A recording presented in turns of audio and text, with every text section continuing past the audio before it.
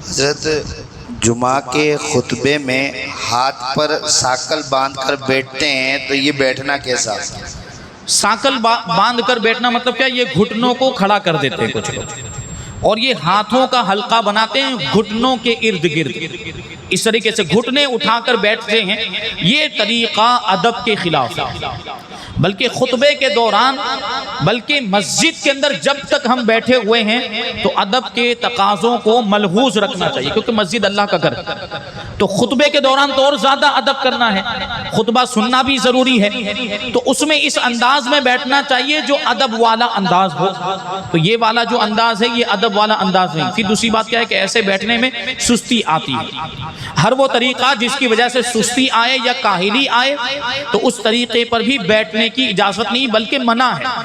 اور میں آپ کو بتا دوں کہ اللہ کے رسول صلی اللہ علیہ وسلم نے امام جب خطبہ دے رہا ہو اس وقت احتبا کرنے سے منع فرمایا، اور احتبا یہ اسی طرح کی صورت ہوتی ہے جس طرح لوگ یہ ساکل بنا کر، جو سوال پوچھا انہوں نے، جو ساکل بنا کر بیٹھتے ہیں یعنی گھٹنے کھڑے کر کے بیٹھتے ہیں، احتبا اسی طرح کا بیٹھنا ہوتا ہے، بس تھوڑا سا فرق ہوتا ہے۔ اس کے بارے میں علماء فرماتے ہیں کہ احتبا کا مطلب یہ ہے کہ گھٹنے کھڑے کر کے، اپنی پنڈلیوں کو کھڑی کر کے، اپنے دونوں ہاتھوں سے حلقہ بنائیں، ساتھ ہی ساتھ ایک چادر سے اپنے آپ کو لپیٹ لے۔ اس طرح بیٹھنے کے بعد ایک ہی چادر سے اپنے آپ کو لپیٹ لے، تو اللہ کے نبی صلی اللہ علیہ وسلم نے اس طرح بیٹھنے سے منع فرمایا۔ تو اب اس کی اجازت نہیں ہوگی اس طرح بیٹھنے کی۔ اب دیکھیں اگرچہ وہ چادر لپیٹنے کا اس میں ذکر ہے، اس کا یہ مطلب بیان کیا گیا، لیکن وہ گھٹنے کھڑے کر کے بیٹھنا وہ طریقہ وہاں پر بھی پایا جاتا ہے۔ جو اس طریقے سے ابھی جو خطبے کے دوران لوگ بیٹھتے ہیں تو ایسا بیٹھنا منع ہے، نہیں بیٹھنا چاہیے ادب والا۔ کیسے بیٹھنا ہے؟ حکم کیا ہے؟ نماز میں جس طرح قعدے میں بیٹھتے ہیں اسی طرح بیٹھنا چاہیے۔ قعدے میں نماز میں کیسے نماز کی حالت میں قعدے میں کیسے بیٹھتے ہیں اسی انداز میں ہمیں خطبے کے دوران بھی بیٹھنا ہے۔ اب ایک طریقہ ہمارے یہاں پر یہ رائج ہے کہ پہلے خطبے میں ہاتھ باندھ لیتے ہیں اور دوسرے خطبے میں ہاتھ کو ایسے یہاں گھٹنے کے پاس رکھ دیتے ہیں۔ ہوتا ہے ایسا آپ کے یہاں پر؟ یہ طریقہ ہمارے ہندوستان، پاکستان، بر صغیر میں ہی پایا جاتا ہے، وہ ورنہ دوسرے ملکوں میں، دوسرے علاقوں میں یہ طریقہ نہیں، وہ بس ایسے ہی بیٹھتے ہیں جس طرح نماز میں، یا گھٹنوں پہ ہاتھ رکھ کے بیٹھتے ہیں جس طرح قعدے میں بیٹھتے ہیں۔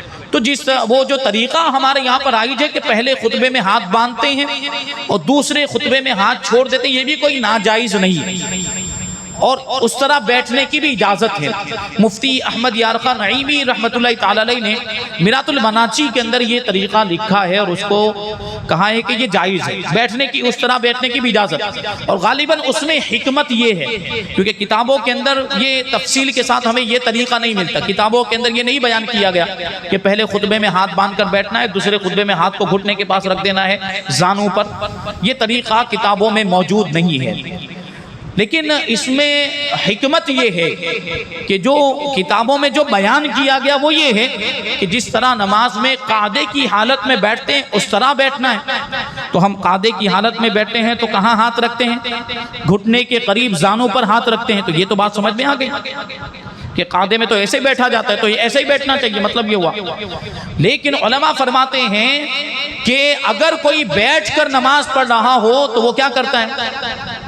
قیام، جب تک وہ قیام تو ساقط ہے، یعنی جو ایسی نمازیں جن میں قیام فرض نہیں، نفل نماز، یا کوئی معذور ہے، معذور پر بھی اگر وہ قیام نہیں کر سکتا تو بیٹھ کے نماز پڑھے گا، تو وہ ہاتھ باندھتا ہے کہ نہیں بیٹھ کر؟ تو بیٹھنے کی ایک صورت یہ بھی ہوئی ہاتھ باندھنے کی۔